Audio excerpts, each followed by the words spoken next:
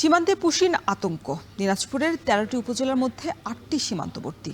সাম্প্রতিক সময়ে বিএসএফের পুশিন তৎপরতা এবং সীমান্তবর্তী নানা চ্যালেঞ্জ মোকাবিলায় দিনরাতি কাজ করছে বর্ডার গার্ড বাংলাদেশ বিজিবি। এ বিষয়ে সবশেষ পরিস্থিতি জানাতে দিনাজপুরের মোহনপুর সীমান্ত এলাকা থেকে যুক্ত হয়েছেন কঙ্কন কর্মকার। কঙ্কন, নতুন করে পুশিনের কোনো ঘটনা ঘটেছে কিনা, আর এই পুশিন প্রতিরোধে বিজিবির তৎপরতা কেমন দেখছেন?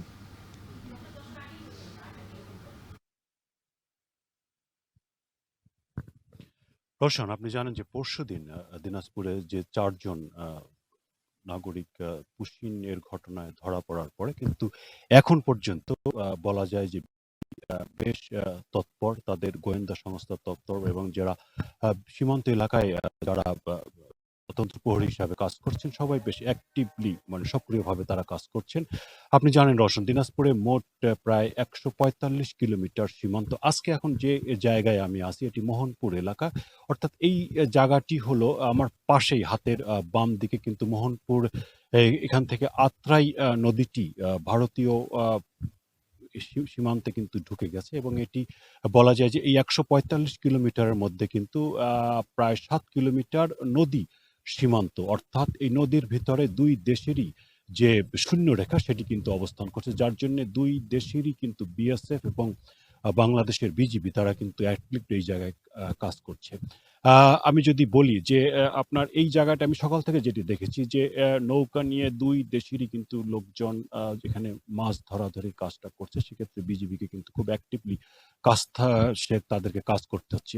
আর আপনি জানেন যে পরশুদিন যে ঘটনাটা, যে বনতারা যে গ্রাম, সেখানেই কিন্তু ভারতীয় যে বিএসএফ যে পুশিন করার পরে যে ৪ জন ওই বনতারা গ্রামে ঘোরাঘুরি করছিল, তাদেরকে কিন্তু এই বনতারা এই গ্রামে কিন্তু তাদেরকে ধরা হয়। অর্থাৎ এই সীমান্তটি কিন্তু একেবারেই একটি জটিল এলাকা, কোথাও স্থল কোথাও জল, এরকম একটি অবস্থা।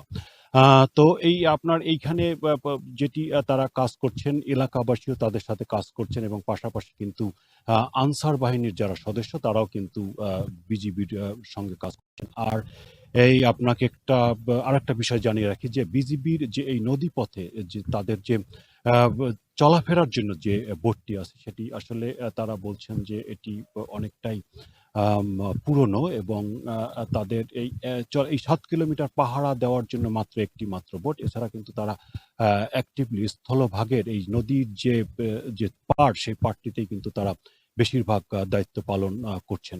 এর বাইরে রওশন, আপনি জানেন যে অন্যান্য যে সীমান্তের কথা যদি বলি, যে দিনাজপুরের হাকিমপুর থেকে শুরু করে ঠাকুরগাঁও পীরগঞ্জ পর্যন্ত এই স্থল সীমান্তে কিন্তু দিনাজপুরের সেক্টর আন্ডারে ৩টি ব্যাটালিয়ন কাজ করছে।